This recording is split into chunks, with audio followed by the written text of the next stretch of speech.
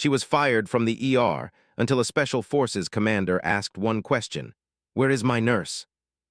The call came in at 11:47 on a Tuesday night, and the charge nurse on duty at Hartwell Memorial's emergency department almost didn't believe what dispatch was telling her. Military vehicle, Route 17 bypass, rollover, multiple casualties inbound, ETA 6 minutes. The lead patient, a male, approximately 47 years of age, had sustained blunt chest trauma, a suspected tension pneumothorax, and a laceration to the brachial artery that the paramedics on scene were struggling to manage at speed. He was breathing, but barely. His blood pressure was dropping. And the men riding with him in that ambulance, men in unmarked tactical clothing who had not offered their names or their unit designation to anyone, were not asking the paramedics for help. They were watching the paramedics with the intensity of people who had seen too much to feel comfort from strangers. The charge nurse, a warm, efficient woman named Carol Denton, hung up the phone and turned to the only person in Trauma Bay 2 who had not looked up from her chart when the radio crackled. Maya Reyes was already moving. She had heard it before Carol said a word. She had heard the tone in dispatch's voice, had caught the phrase, brachial artery, the way a concert pianist catches a wrong note in the middle of a crowded room, instinctively, precisely, without effort. She set the chart down flat on the counter. She pushed her dark hair back under her cap. She pulled on her second glove with one practice snap. "Cuff the bay," she said quietly.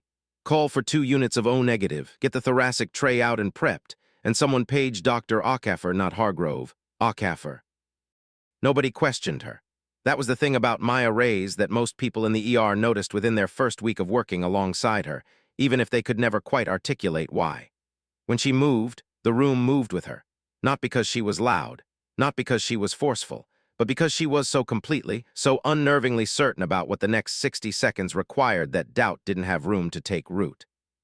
She had been a trauma nurse at Hartwell Memorial for 3 years. Before that, she had worked at a Level 1 trauma center in Columbia. Before that was a part of Maya Reyes' life that she never discussed. It wasn't on her staff file in any detail anyone had bothered to read. It wasn't mentioned in the simple, handwritten reference letter that had accompanied her application. There were 5 years of her life, between the ages of 22 and 27, that existed in her personnel history only as the single entry: United States Army, medical specialist, honorably discharged. Nobody had ever asked her what that meant, and she had never volunteered. Pause. This is the story of what happens when the people who underestimate you are standing in the room when the truth decides to walk through the door. Before we go further, if you've never watched a story on this channel before, I want to welcome you.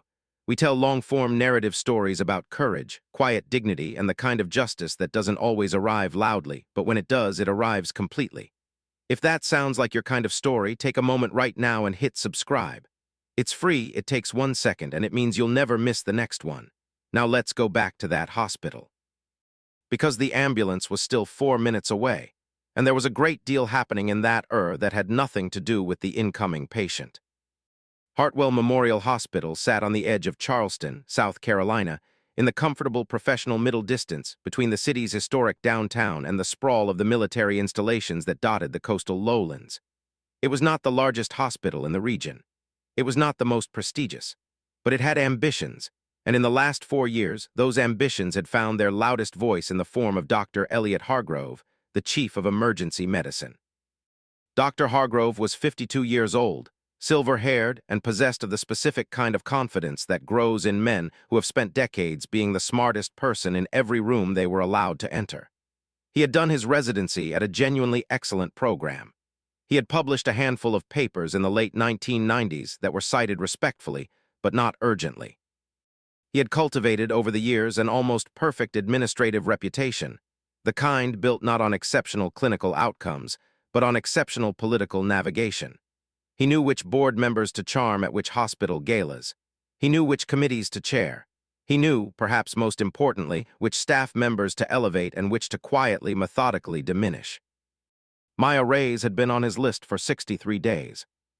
It had started, as these things so often do, with a SM.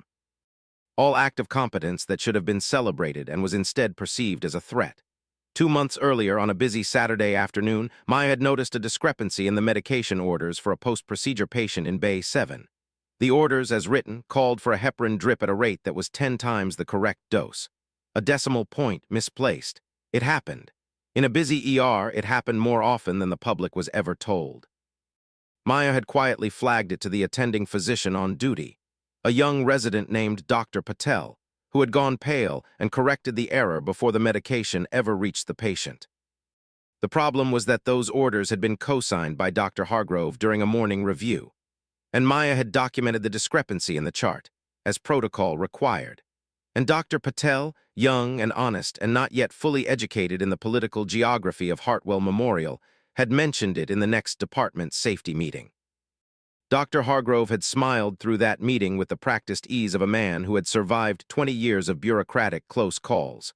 But that evening, he had pulled Maya's file. He had read her personnel history with fresh eyes, and what he had found was not a decorated specialist. What he had found was a nurse without a 4-year university degree.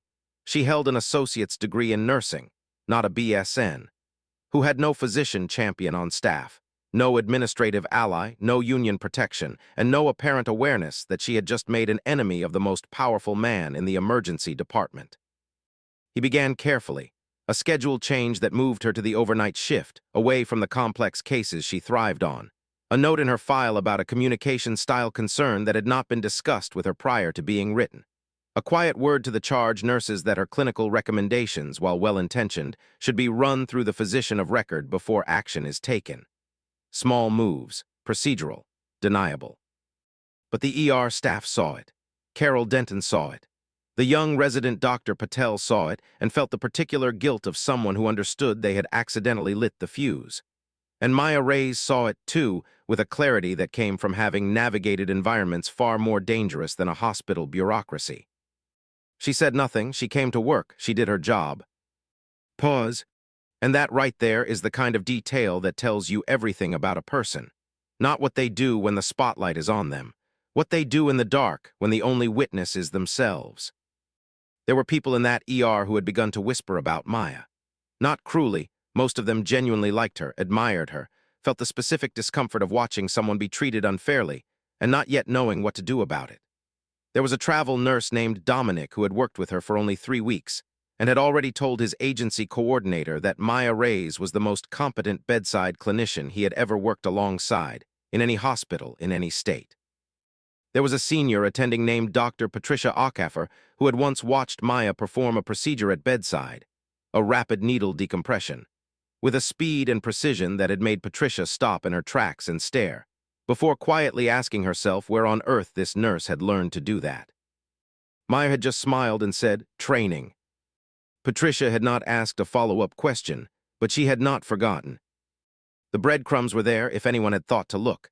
The way Maya's hands never shook in high-pressure situations, not even a tremor. The way she read injury patterns before a patient had finished being wheeled through the door, as if she were running a rapid assessment protocol that existed somewhere above and beyond what any nursing school had ever taught. The way she communicated with the most frightened patients, calm, direct, anchoring. Not in the soothing, performative way of someone reciting a training script. In the way of someone who had sat beside badly hurt people in very dark places and had learned that what a person needs in those moments is not comfort. It is certainty. Nobody connected the dots. Nobody asked the right question. And then the ambulance arrived. Pause. The bay doors blew open at 11:53 p.m. and the paramedics came through at a run, their voices overlapping, their report a rapid-fire staccato that Maya absorbed the way a satellite dish absorbs a signal. All of it instantly translated into action. Male 47, blunt chest impact, mechanism was vehicle rollover, seatbelt sign positive across the sternum, decreased breath sounds on the left. Systolic when we loaded was 84 and falling. IV access bilateral, wide open, 1 unit of saline on the way in. Stop the saline. Maya's voice was level, not unkind, absolute. Switch to blood or hold. Saline's diluting what clotting factors he has left. The lead paramedic, a vetter, a named Tors who had been running calls in Charleston for 11 years, looked at her for half a second. Then he nodded and switched the line. Because in 11 years, Tors had learned to recognize competence by the way it sounded. It didn't sound like certainty or arrogance. It sounded like the absence of doubt. The patient was a large man. Even on the gurney, even with his color wrong and his breathing labored, there was something solid about him, a physical density that spoke of decades of physical conditioning. His face was angular, weathered. There was an old scar that ran from his left jawline to just below his ear. His eyes were open, and they were tracking, which was good. They moved around the bay with the systematic sweep of a person assessing an environment, not the wild, unfocused panic of someone in shock. Two men in dark tactical clothing had come in with him. They had stopped at the bay entrance the way a pair of guard dogs stop at a property line, present, watchful, not entering without permission but not leaving either. They had said nothing. They showed no identification to the desk staff who had asked.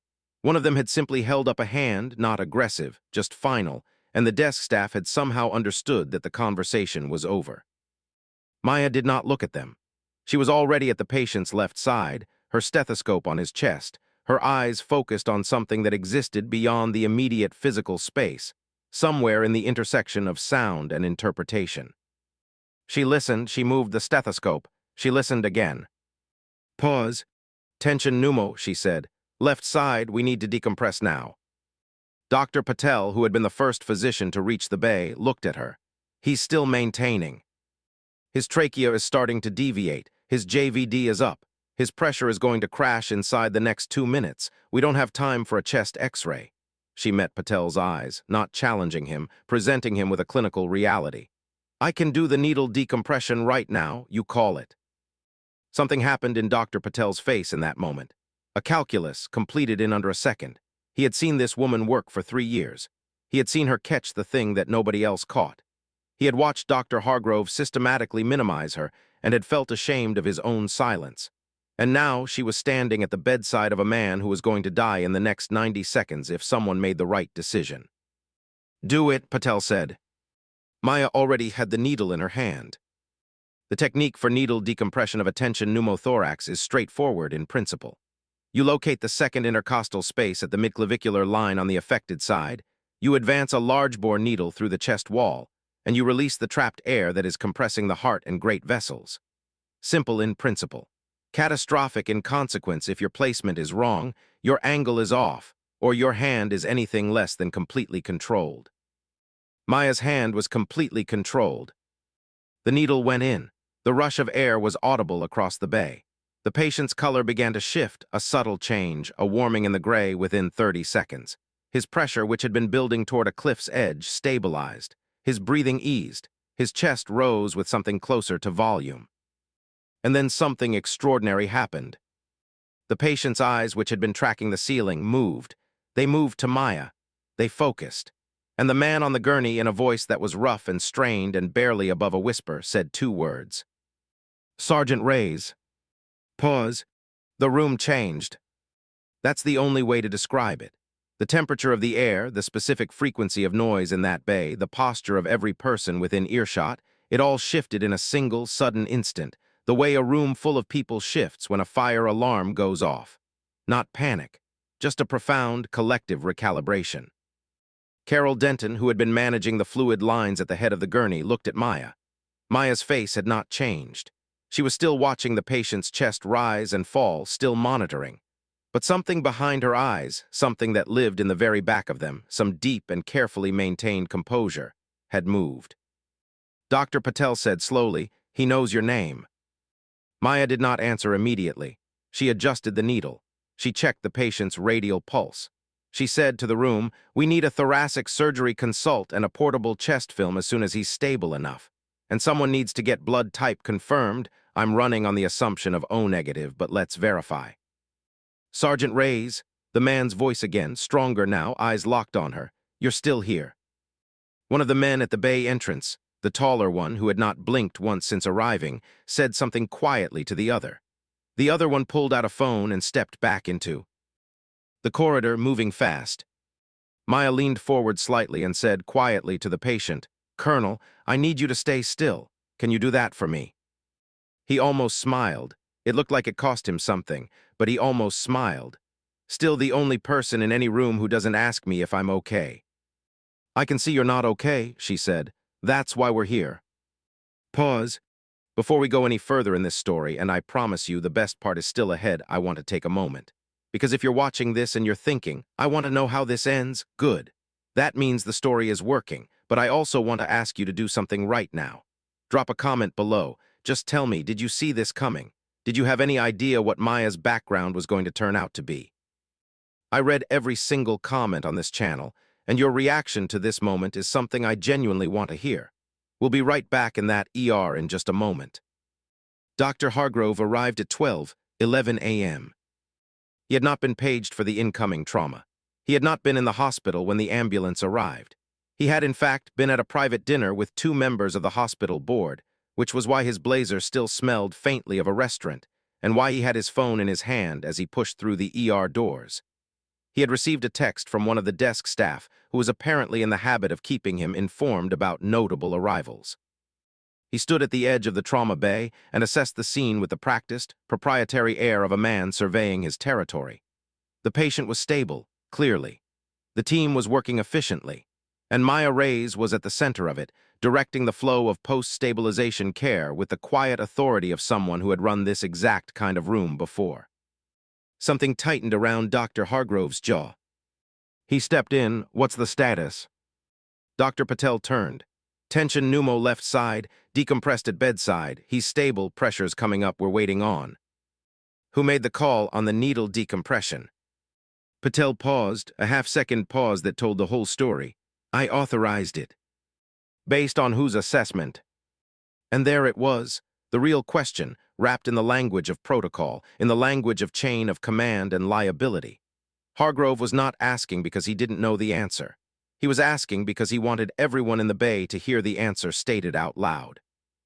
Maya looked up. She met his eyes across the gurney. She said calmly, mine. The silence that followed was 2 seconds long. In a busy ER at midnight, 2 seconds of silence is significant. Nurse Reyes, Hargrove said, and the way he said the word nurse, with a specific, deliberate emphasis that functioned as a category, as a limitation, as a reminder of hierarchy, was something that every person in that bay felt without being able to fully define. You are not a physician. Needle decompression is a physician-authorized intervention. Who gave you the authority to? I gave the authority, Patel said. His voice had a new quality, something firmer. And I'll want documentation of that, clearly time-stamped, clearly attributed. Hargrove's eyes had not moved from Maya. We'll discuss the rest of this in the morning. He turned and walked out of the bay. He had been there for perhaps 90 seconds. But everyone had heard him, and everyone understood what we'll discuss the rest of this in the morning meant.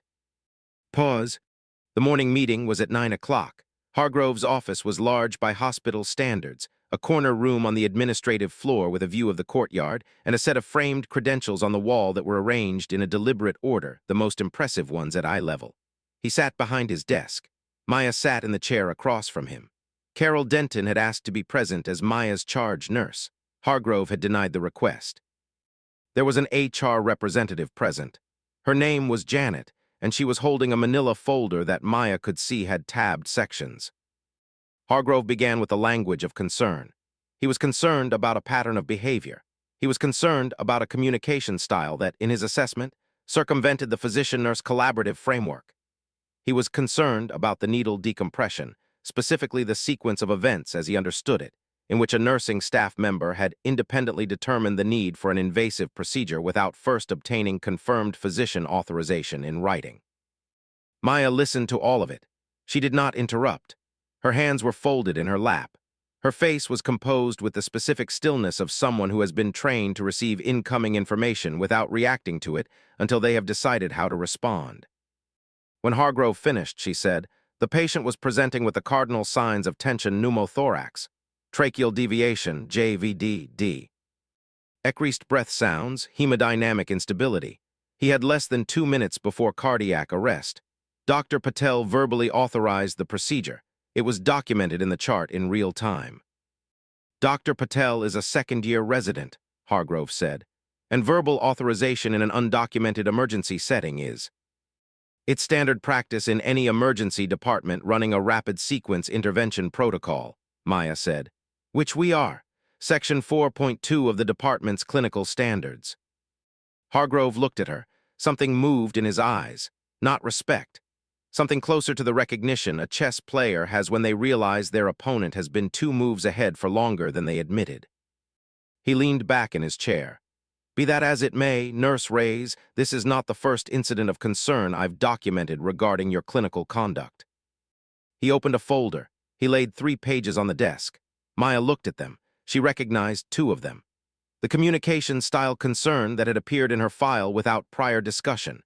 An incident report about a medication recommendation she had made to a family member, framed in the document as her having overstepped her scope of practice, which was a characterization so inaccurate it was almost impressive. The 3rd page was new. It was a complaint, ostensibly from a patient, dated 6 weeks ago, alleging that Maya had been dismissive and unprofessional during a triage interaction. Maya read it carefully. She set it back on the desk. She said, I don't recognize this complaint. I'd like to know the patient's name so I can review the interaction. Patient privacy, Hargrove said. I have a right to know the specific basis of a complaint against me so that I can respond to it. You have a right to respond to the summary as documented. And that was the moment that Maya understood, completely, finally, without any remaining ambiguity, that this conversation was not a performance review. It was a removal proceeding. Everything had already been decided. The folder existed not to document a process, but to provide paper coverage for a conclusion that had been reached weeks ago. She said nothing more. She waited. Hargrove folded his hands on the desk. Effective today, I'm placing you on administrative suspension pending a formal review. Given the accumulation of documented concerns, I'm recommending to administration that your employment with Hartwell Memorial be terminated. Pause. The word landed in the room like something physical. Janet, the HR representative, looked at her folder. She did not look at Maya. That told Maya everything she needed to know about what Janet had been instructed to say and not say. Maya stood up. She was not shaking. She was not crying. She looked at Hargrove across the desk, at the framed credentials, at the careful arrangement of the office, at the particular expression on his face that was trying to look procedural and was instead just barely succeeding at concealing relief. And she said, quietly, I'll clear my locker. She walked out.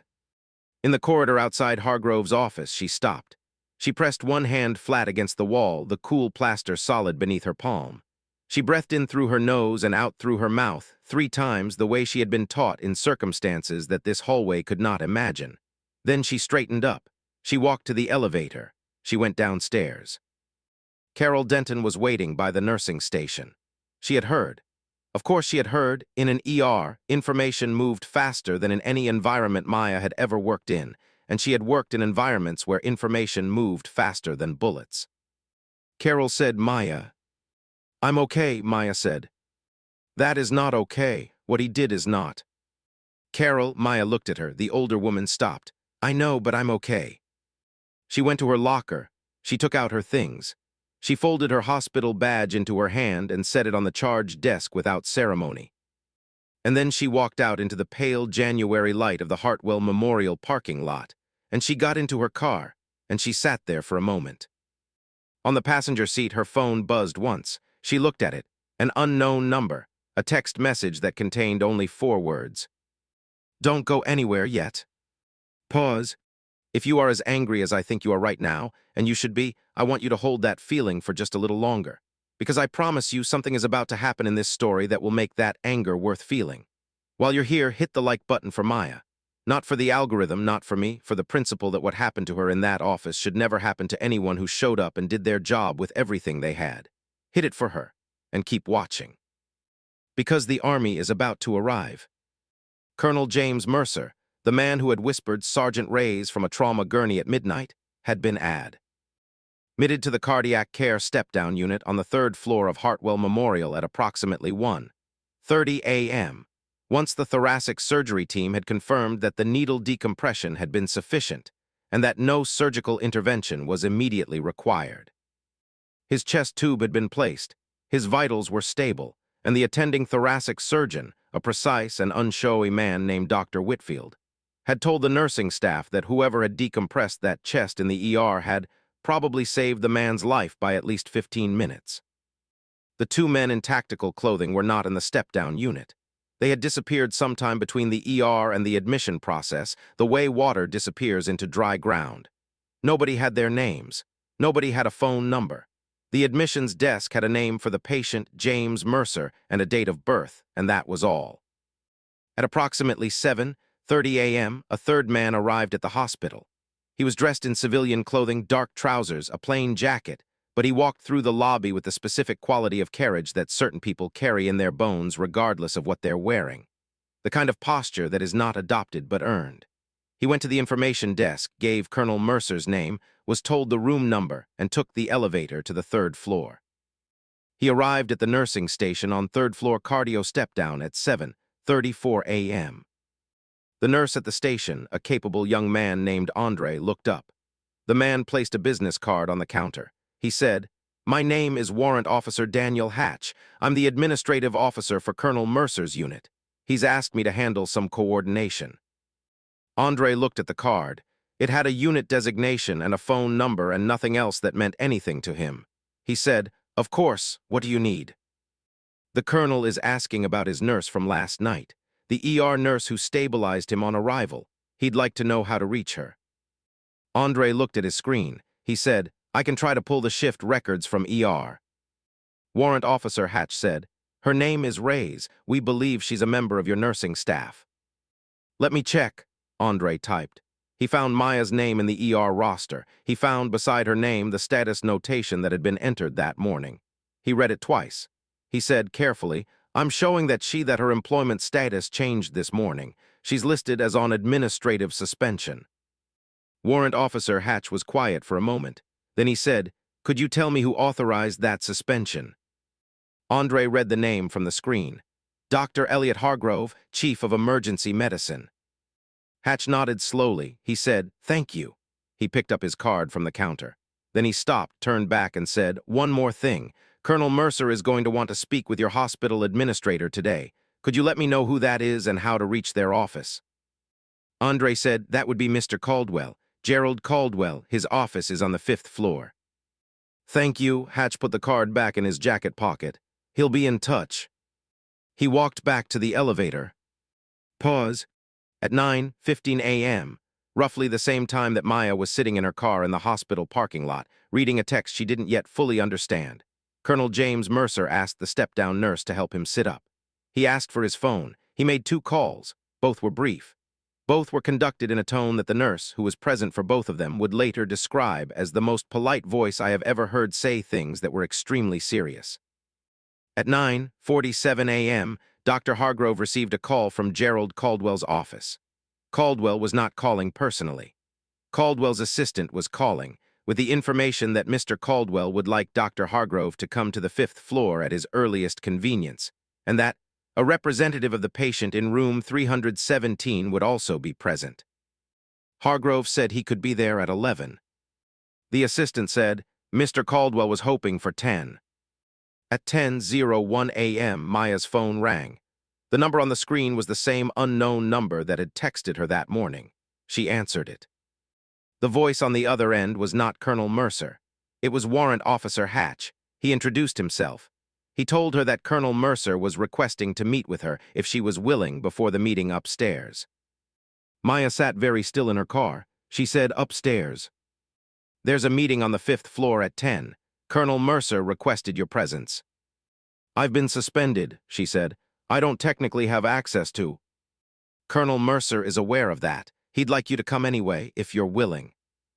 Maya looked out through her windshield at the hospital, at the glass and steel facade that had represented, for 3 years, a quiet, ordinary professional life, the life she had chosen deliberately, with purpose, as an alternative to the other kind. The kind she had spent 5 years living before she left it, and never looked back. She said, "I'll be there in 5 minutes. Pause. She went in through the main lobby entrance. Nobody stopped her. Her badge was deactivated, but the lobby was not a secured area. She took the elevator to the 3rd floor. She walked to room 317 with the specific forward momentum of someone who is choosing, consciously and deliberately, to walk toward a thing they would rather walk around. She knocked once and opened the door. Colonel James Mercer was sitting up in the hospital bed with the IV still in his arm and a chest drainage tube still in place. And he looked, despite all of that, despite the pallor and the monitors and the hospital gown that fit him like a costume, like someone entirely in command of the room he was sitting in. He looked at Maya when she came through the door, and something in his face settled. The way a person's face settles when a long-standing concern resolves. "Sergeant Reyes," he said. "Colonel," she stepped closer. She looked at the monitors. Old habit, completely involuntary, she assessed his vitals before she spoke another word. "You look better than you did last night." "I feel considerably better than I did last night," he said. "Sit down." She sat in the chair beside the bed. Warrant Officer Hatch was in the corner, standing. The room was otherwise empty. "Mercer said they fired you." "They suspended me," she said. "Pending review, which means yes, probably fired. Because of what you did last night. Because of a series of things, I apparently did that made the wrong person uncomfortable." Mercer was quiet for a moment. He was looking at her with the same direct level attention that she remembered from 6 years ago, in circumstances that this hospital room could not imagine. He said, "Do you know why I asked for you specifically, when I came in last night?" "I assume because you recognized me." "Because I knew what you could do," he said. "Because I have been in a room with a lot of medical people over the years, in a lot of different settings, and I have never, in any setting, seen anyone work with the precision and the calmness under pressure that you work with. And I knew that whatever was wrong with me last night, if there was one person in that building who would catch it and respond correctly, it was you." Maya said nothing. "The men in my unit call me paranoid," he said. "I prefer prepared. I looked you up when I found out you were stationed here, not because I was tracking you, because I like to know where capable people are." "The meeting upstairs," Maya said. "What is that?" Mercer looked at Hatch. Hatch gave a small, neutral nod. "That," Mercer said, "is a conversation about what happened last night and what led to you being suspended, and I'd like you to be in the room for it." Maya said, "I don't have standing to be in that room. I'm suspended." "I'm a patient of this hospital," Mercer said. "I have standing to request that my care providers be present at any administrative meeting concerning my care. Hatch has already confirmed the legal basis for that." He paused. "And I would like you to be in that room, not because I'm going to fight your battle for you, Maya, because I think it matters that you're there when the full picture comes out." She looked at him a long, quiet moment. Then she said, "What full picture?" Mercer said, "The one that starts with a staff sergeant from San Antonio who volunteered for a classified medical training program at Fort Bragg in 2016, completed it, deployed twice, and earned a commendation that I personally signed, and that is sitting in a sealed file at the Department of Defense that no one at this hospital has ever thought to look for." Pause. There are moments in a story where everything that came before makes sense in a new way, where the small, scattered details, the steady hands, the specific competence, the clinical instincts that went beyond any textbook stop being isolated facts and become a coherent picture. This was one of those moments, and the picture was extraordinary. Maya Reyes had not been a medical specialist in any ordinary sense of the term. She had been recruited at 22 into a classified Department of Defense pilot program designed to evaluate whether women could complete the Special Forces Medical Sergeant Qualification course, the 18D, which is, by most professional assessments, one of the most demanding medical training programs in the world. 18 months of instruction in trauma surgery, emergency medicine, pharmacology, preventive medicine, and field surgery. A training program designed to produce operators who could manage traumatic injuries in combat environments with no hospital, no backup, and no margin for error. Maya had not only completed the course, she had completed it with the highest performance rating in her cohort. She had deployed twice under classified operational parameters. In the course of one of those deployments, in circumstances that remain restricted, she had managed a multi-casualty event in a forward position with no physician present, no medevac for 47 minutes, and 4 critically injured operators, one of whom was Colonel James Mercer. All 4 survived. She had been awarded the Silver Star. The citation was sealed. She had been discharged honorably when the pilot program concluded, with a handshake and a security agreement, and the understanding that what she had done and what she had learned would not appear on any public record. She had become a civilian trauma nurse. She had gone about her life. She had never told anyone. Pause. If you're just joining this story partway through, first of all, I'm glad you're here. Second, I would genuinely recommend going back to the beginning because what you just heard makes a lot more sense with the first hour of this story behind it. But if you want to stay here and keep going, that works too. What I'll ask you to do is share this story with one person, a friend, a family member, a coworker, who has ever been underestimated, who has ever sat in a room with someone who looked right past them, because I think they need to hear what happens next. Share it right now before we go into that meeting on the 5th floor. Then come back. Gerald Caldwell, the hospital administrator, was 61 years old and had spent 30 years managing healthcare institutions without distinguishing himself in any particular direction. He was not a villain.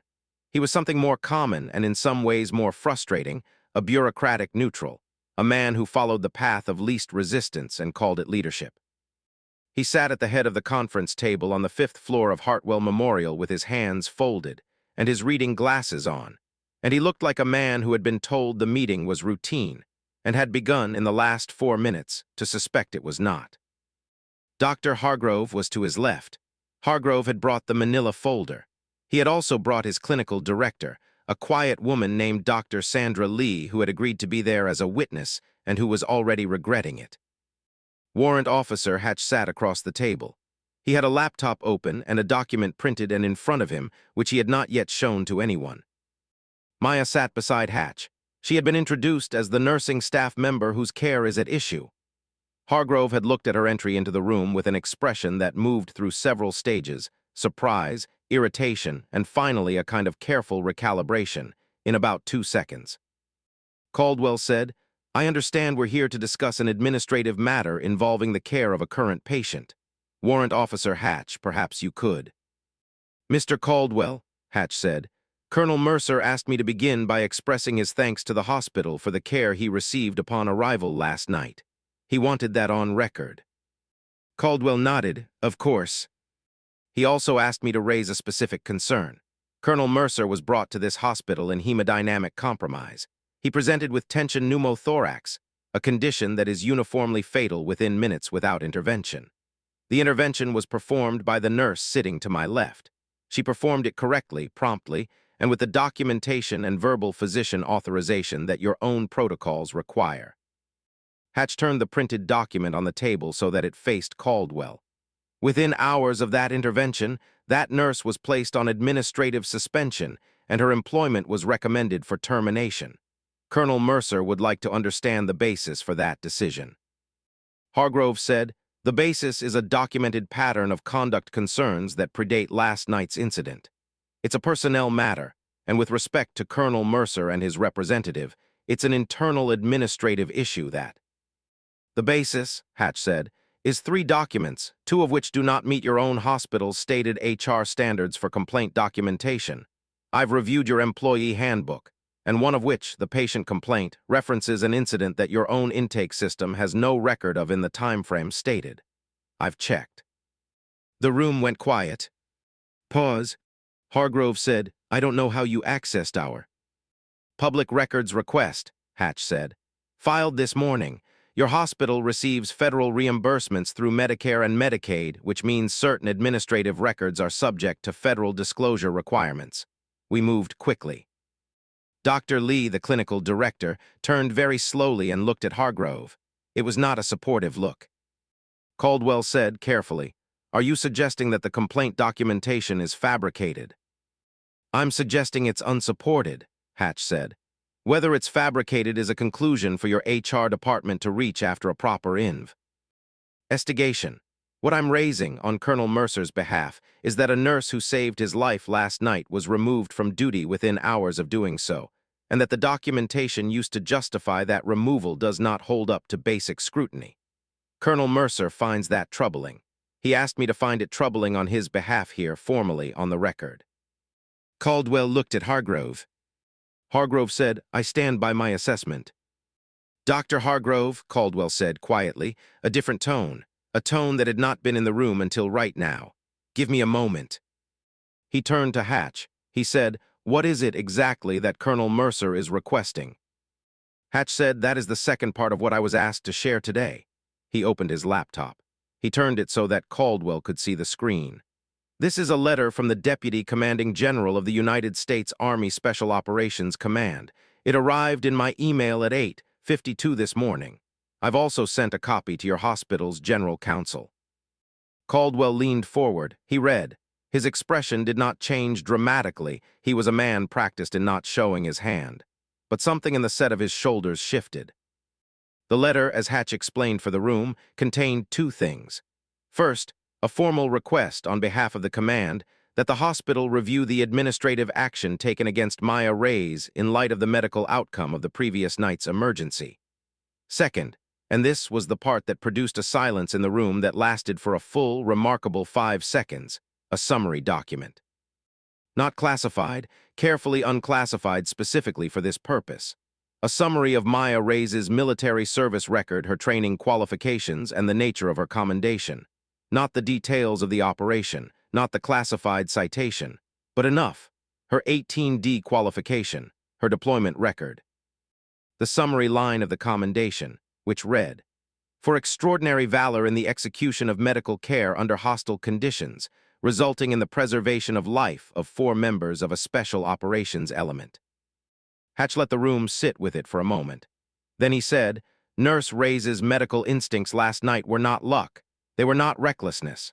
They were the product of training and experience that frankly exceeds the clinical exposure of most physicians in this building." The suggestion that her conduct warranted termination in the hours immediately following her saving a senior officer's life is something that a number of people at a fairly high level of the United States military are going to be paying attention to. Not as a threat, he added carefully, simply as a fact. Pause. And that right there is when the room changed for real. Not a slow change, not a gradual recalibration. A sudden, full, irreversible change. The kind that happens when a light is turned on in a dark room and everyone realizes, simultaneously, that they've been describing the furniture wrong. Hargrove was looking at the laptop screen. His face had the specific quality of a man who has just understood that the foundation of something he built is not what he thought it was. Not guilt, exactly. Something closer to vertigo. Dr. Lee said quietly, "Elliot." He looked at her. She said, "I think we should pause and let Mr. Caldwell and legal counsel review this before we go any further." It was the most neutral thing she could have said, and it was devastating in its neutrality, because what it meant, what everyone in the room heard in those words, was that she was no longer in his corner, and she had been, until approximately 3 minutes ago, the only other person at this table who had been. Caldwell took off his reading glasses. He set them on the table beside the printed document. He looked at Maya for the first time since she had entered the room. Really looked at her, not as an administrative variable, not as a personnel matter, but as a person sitting across a table from him who had, by any reasonable assessment, been treated in a way that his hospital would find very difficult to defend. He said, "Nurse Reyes, I want to apologize for bringing you into a room under these circumstances." Maya said, "I appreciate that. I want to be clear that the administrative action from this morning is being placed on hold pending a full review. That review will include the documentation cited, the incident history as described, and the basis on which the complaint in your file was generated." He did not look at Hargrove when he said this, but everyone at the table understood who he was talking to. He said, "Is there anything you'd like to say for the record?" Maya looked at the table for a moment. Then she looked up. She said, "I've been a nurse for 8 years and a medical professional in one capacity or another for 12. I've never left a patient in a situation where I could have helped them and didn't. I don't know how to do that. What happened last night wasn't exceptional from where I was standing. It was just the job. It's always been just the job." She paused, then she said, "That's all I'd like to say." Pause. The review that Gerald Caldwell ordered that afternoon took 11 days. It was conducted by an external HR firm, not the hospital's internal department, a decision Caldwell made quietly and unilaterally, with oversight from the hospital's general counsel. Every document in Maya's personnel file was examined. The patient complaint was traced. The person who had filed it was identified through administrative records. It was not a patient. It was a form that had been entered into the system by an administrative staff member in the emergency department, at a time when that staff member had been working on a file pulled up by Dr. Hargrove. The timestamps told a story that required no further embellishment. The two other documented concerns in Maya's file were reviewed against the incident records they claimed to reference. In both cases, the characterization in the documentation did not match the clinical record. In one case, the overstepping of scope Maya had allegedly engaged in had resulted in a patient outcome that the attending physician had formally praised in the next morning's team huddle notes. The review also, with the assistance of the document provided by Warrant Officer Hatch, evaluated Maya's clinical qualifications. It found that her actual training and field experience made her one of the most comprehensively qualified clinical professionals in the department, and that the informal restrictions on her practice, the requirement that her recommendations be run through the physician of record before action is taken, had no basis in hospital policy and had been applied, as far as the reviewers could determine, to no other nursing staff member. The review was completed on a Thursday. The findings were delivered to Gerald Caldwell in a bound document of 43 pages. He read it in his office with the door closed. Then he called legal counsel. Then he called the chair of the hospital board.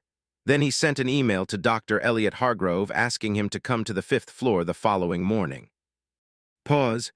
The meeting between Caldwell and Hargrove on that Friday morning lasted approximately 40 minutes. No one outside the room could hear what was said. What was visible, to the staff who were in the vicinity of the 5th floor corridor, was that Hargrove arrived with his clinical folder and his accustomed forward posture, and that he left without the folder and with a different quality of posture entirely. The formal announcement was made to department heads the following week. Dr. Elliot Hargrove would be transitioning from his role as Chief of Emergency Medicine to pursue other professional interests. The position would be filled on an interim basis by Dr. Patricia Acaffer, who had been quietly informed of the situation 2 days earlier and who had agreed with characteristic efficiency to step in. There was also a separate process, referred to in administrative language as a corrective action review, related to the falsification of personnel documentation. This process involved the hospital's compliance office, and because of certain federal funding implications raised by the command's letter, a brief consultation with an outside regulatory body. The details of that process were not made public, as personnel matters rarely are, but the outcome was, in its way, complete. Pause. I want to pause here for a moment, not with a pause, but with a genuine breath, because I think this is worth sitting with. What happened to Hargrove was not a cartoon ending. He wasn't dragged out of the building in handcuffs. There were no sirens. There was no scene in the lobby. What there was, instead, was the quiet, grinding machinery of institutional accountability, doing what it is supposed to do when someone who actually has authority decides to take the situation seriously. It is less cinematic than a confrontation in a parking lot. It is also more real, more complete, and more lasting, and I think that matters. If you want to see more stories like this one, stories that don't shy away from the full picture, the complicated ending, the justice that arrives not with a bang but with a 43-page report that changes everything, subscribe to this channel. We put a story like this up every week. Some of them will make you angry. Some of them will make you cry. All of them are worth your time. Click subscribe. It's right there. Maya Reyes returned to work at Hartwell Memorial on a Tuesday, 11 days after she had walked out through the parking lot into January light with her badge folded in her hand. She did not make an announcement. She did not send an email. She came in for the 7 a.m. shift in her scrubs and her cap and her spare, professional posture, and she went to the nursing station in the ER and she clocked in. Carol Denton was at the desk. Carol looked at her. Carol pressed her lips together in the way of someone who has a great deal to say and is selecting carefully. Then she held out Maya's badge, her active, reinstated badge, which had been left on the charge desk in an envelope with Maya's name on it. Maya took it, she put it on. "Conference room at 9, Carol said. "Administrator's office wants to do a formal reinstatement meeting. I'll be there." "Okay," Maya said. "Dr. Acaffer is interim chief now." "I heard." "And Dominic is back on the schedule. He specifically requested to be on your shift." Maya looked at her. Something moved across her face, not a smile exactly, something quieter and more real than a smile. "Tell him I said hi." She went to work. Pause. Formal reinstatement meeting at 9 o'clock included Gerald Caldwell, Dr. Patricia Acaffer, a representative from HR, and Carol Denton. There was a written apology from the hospital, specific, detailed, not boilerplate, that documented the procedural failures and how the complaint against Maya had been handled, and acknowledged that the restrictions placed on her practice had been improper. Her back pay for the 11 days of suspension was processed the same week. Her file was corrected. The falsified complaint was removed. Dr. Ockhaffer at the end of the meeting said something that was not in the formal agenda. She said, "I want you to know, Maya, that I have been watching you work for 2 years, and I think this department is a better department when you're in it. That is not a pleasantry. That is a clinical assessment." Maya said, "Thank you, Dr. Ockhaffer." "Patricia," said Dr. Ockhaffer. Pause. "And if you've been wondering about Colonel Mercer, he was discharged from Hartwell Memorial 9 days after his admission, once the thoracic team was satisfied that his lung had fully re-expanded and his brachial repair was healing cleanly. He walked out of the building under his own power, which is, as anyone who was in the ER that Tuesday night could tell you, something that was not guaranteed when he arrived. He stopped at the nursing station on the 3rd floor on his way out and left a handwritten note for the step-down nursing staff who had cared for him during his stay. The note was 2 paragraphs. It thanked them by name, individually, with a specific observation about something each one of them had done well. The charge nurse on that floor, a woman who had worked in nursing for 22 years, said it was the most thoughtful patient note she had ever received. He came to the ER on his way out of the building. It was just after noon. The department was at its midday peak controlled chaos, the specific productive noise of an ER functioning well. He stood at the edge of the triage area for a moment, and Carol Denton saw him and recognized him from the admission night and went to get Maya. Maya came out of Bay 3 with a chart in her hand and saw him standing there out of the gown in civilian clothes, and for just a moment, one brief, unguarded moment, something in her face did the thing that faces do when they see a person they were not expecting to see and are glad to see regardless. She crossed the floor to him. She said, "You look considerably better." "I feel considerably better," he said. "I'm told I have you to thank for that. You have Dr. Whitfield and the thoracic team to thank for the chest tube. I have you to thank for the fact that I arrived with enough function left in my cardiovascular system for them to have something to work with." She looked at him. "Are you going back?" "Next week," he said. "Light duty, for approximately 48 hours, after which my command sergeant major will stop treating me like I'm made of glass." "Take the full recovery time," she said. "Is that a medical recommendation?"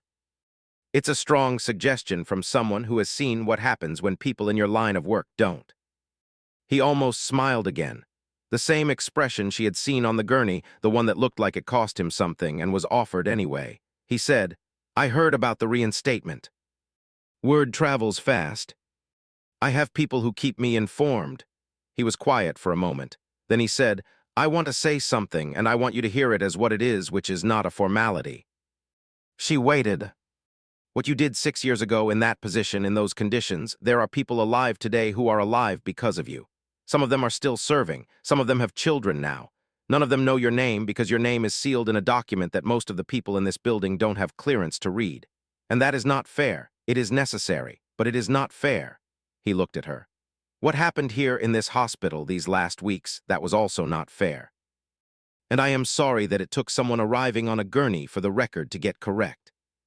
"D," Maya said quietly, "the record got corrected." "It did."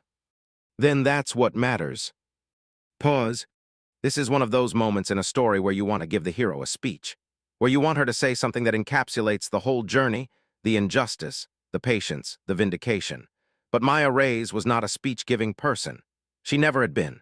She had instead the quality that the best people in any field develop over years of doing hard things without recognition, the ability to locate her worth somewhere that other people's opinions cannot reach. She did not need Dr. Hargrove's acknowledgement. She did not need the apology letter to feel whole. She had known who she was the entire time. The rest of it was just the world catching up.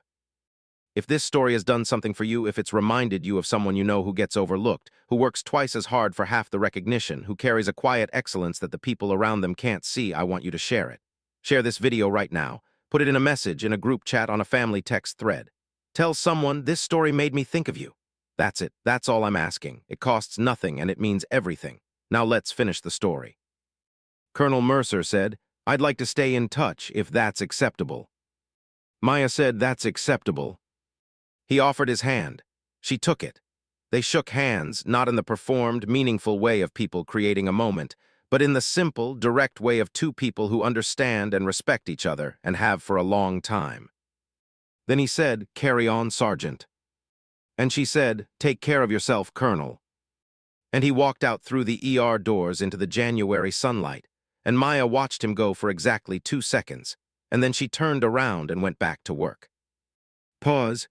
The winter semester of that year, Hartwell Memorial's Nursing Education Department launched something new. Under Dr. Patricia Acaffer's interim leadership, a proposal was approved for an advanced clinical simulation program, a series of high-pressure, high-fidelity training scenarios designed to prepare nursing staff for complex emergency interventions. The curriculum was developed with input from several department members. The clinical content, the trauma protocols, the assessment frameworks, the hands-on simulation design was developed primarily by one person, Maya Reyes, who taught the first session on a Wednesday afternoon in February in a training room on the second floor to a group of 17 nurses who ranged from brand new to 20 years of experience. She stood at the front of the room with a simulation mannequin and a tray of instruments, and she looked at them and she said, "We're going to talk about what you do when everything goes wrong at once, not the textbook version, the version that actually happens." And then she taught them. She was not loud. She was not theatrical. She had no slides. She had instead a clarity of instruction that came from the specific credibility of someone who had learned what she was teaching in the worst possible conditions and had brought all of it back and distilled it into something these nurses could use. By the end of the session, the most experienced nurse in the room, a woman named Grace who had worked critical care for 19 years and had arrived with a mild, professional skepticism, sat back in her chair and said quietly to the nurse beside her, "Where has this person been?" Pause. Where she had been, of course, was right there, working the overnight shift, catching the things other people missed, doing the job with complete, unhurried competence in the way of someone who does not need to be seen to know that what they're doing is right. The hospital's annual staff recognition ceremony takes place in March in the auditorium on the ground floor. It is usually attended by department heads, a handful of board members, and the staff members who are being recognized, along with their families. It is not a large event. It is not widely publicized. But it matters to the people in the room in the way that internal acknowledgments always matter, because the people giving them know exactly what they're recognizing and exactly what it cost. That year, for the first time, the emergency department presented a new award. It was called the Clinical Excellence Citation, and it was created specifically, as Dr. Acaffer stated to the room, without apology or explanation, as a simple statement of fact, to recognize the kind of excellence that the normal systems of institutional recognition do not always capture. The first recipient was Maya Reyes. She walked to the front of the auditorium in the way she did everything, without performance, without self-consciousness, with a direct and quiet forward motion that felt, to the people watching, less like someone accepting an award and more like someone crossing a room to do th. Next necessary thing, she shook Dr. Acaffer's hand. She took the framed citation. She turned to the room. She said, "I just want to say one thing. If you're new here or if you've been here for 20 years and you've been feeling like the work you do doesn't register, it registers. Somebody is always watching, even when it doesn't feel like it. Do the work anyway. Do it correctly and completely and with everything you have. That's the job. The rest of it is noise." She stepped back. The room applauded. Pause. Carol Denton, standing in the back row, was crying. She was not embarrassed about it. Dominic, the travel nurse, who had extended his contract for the third time specifically because he did not want to leave this department, was clapping so hard that the woman beside him looked over. Dr. Patel, the second-year resident who had said "do it" in a trauma bay at midnight and had been living with the weight and the rightness of that decision for 3 months, stood up. And then the row around him stood up. And then the row behind that. It was not a Hollywood standing ovation with swelling music. It was a group of healthcare workers, tired and honest and clear-eyed about what they did and why they did it, standing up for someone who had earned it in a way that most of them were only beginning to fully understand. Maya looked at the room. She held the citation in both hands. She did not perform emotion, but it was there, visible if you knew where to look, in the line of her jaw and the steadiness of her eyes and the very slight, very real way her breath moved differently in her chest. She had been in rooms with worse things than this. She had been in rooms with explosions and darkness and bleeding, and the specific, absolute weight of a decision that could not be undone. She had been in those rooms and done what needed to be done and walked out the other side and never spoken of it. This room was smaller and safer and full of fluorescent light and folding chairs. But it was, in its way, a kind of homecoming. Pause. Here is what this story leaves me with, and what I hope it leaves you with too. Competence is not loud. The people who are most capable are often the ones who have the least to prove because they have spent their lives in rooms where the proof was never optional and always concrete. They don't announce themselves. They arrive, assess, and respond. They do the work.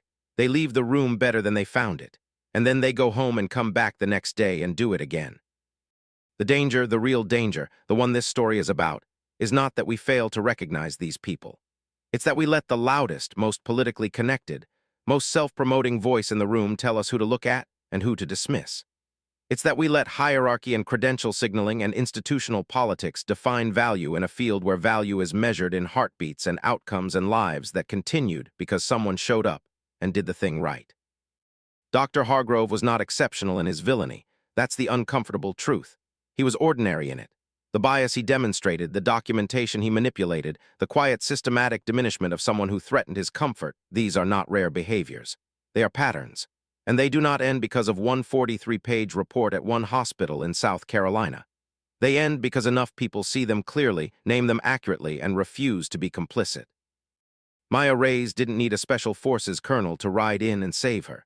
She had already saved herself. She had done it every day she came to work. Every night she went home with her integrity intact. Every time she caught the thing nobody else caught and responded with the calm precision of someone who had learned, in the hardest possible classroom, that the moment between a person living and dying is not the time for doubt. The colonel just made sure everyone else finally saw what was already there. Pause. We are near the end of this story, and before we close, I want to take a breath with you. If you've been with this for the whole journey, an hour of Maya, an hour of Hargrove's machinations and Mercer's arrival and the 43-page report and the auditorium and the standing ovation, thank you. Genuinely. You gave this story your time and your attention, and that is not a small thing. Stories like this one exist because people like you choose to spend an hour with something that asks you to feel something real. I don't take that lightly. I want to ask you to do 3 things before you leave. First, if this story moved you, leave a comment. Tell me who Maya reminded you of. Tell me what moment hit you the hardest. The moment in the bay, the meeting on the 5th floor, the auditorium. Whatever it was, I want to know. Second, subscribe if you haven't yet. We tell one of these every week, and some of the ones coming are even better than this one. Third, share. Put it somewhere. Let someone else find it. These stories deserve more than one set of eyes. Maya Reyes is a fictional character, but the truth she represents is not fiction. It walks into emergency rooms and schools and offices and warehouses and kitchens every single day, wearing ordinary clothes, doing extraordinary work, and waiting, with more patience than any of us probably deserve, for the world to catch up. Pause. The last thing I'll tell you about Maya Reyes is this.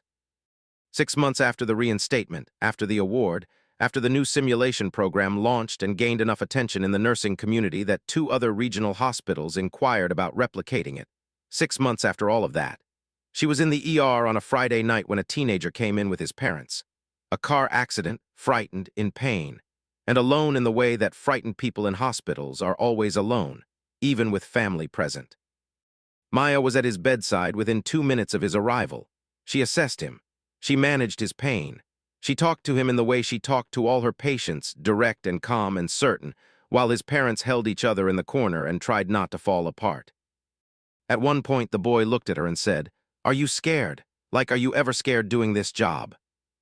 Maya looked at him for a moment. She adjusted his IV line. She said, "I used to work somewhere where scared wasn't an option, so I learned how to be scared and do the thing anyway." She checked his pulse.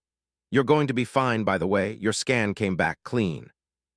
He let out a breath that seemed to come from somewhere very deep. His mother made a sound in the corner that was half relief and half collapse. Maya looked at the boy and said, "Rest. I'll be back in 20 minutes." She walked out of the bay. She picked up the next chart. She moved through the department the way she always moved, with that forward, certain momentum that pulled the room behind her like gravity. And somewhere across town, in a sealed file in a government building, A Silver Star citation bearing the name Maya Reyes sat in a drawer, classified, unread, and unrequired. She already knew what she was worth. She always had. Pause. Thank you for spending this hour here. This story was entirely fictional. Every name, every place, every event is invented, but the truths at its heart are ones I believe in completely. Competence matters. Integrity matters. And the people who work in silence, who carry exceptional capability without fanfare, who show up and do the job with everything they have, they matter most of all. If this is your first story on this channel, welcome. Subscribe, and I'll see you next week with another one. If you've been here a while, thank you for coming back. You already know what we're doing here, and you know why it's worth it. Take care of yourselves, and if you know a Maya Reyes in your life, tell them. They deserve to hear it.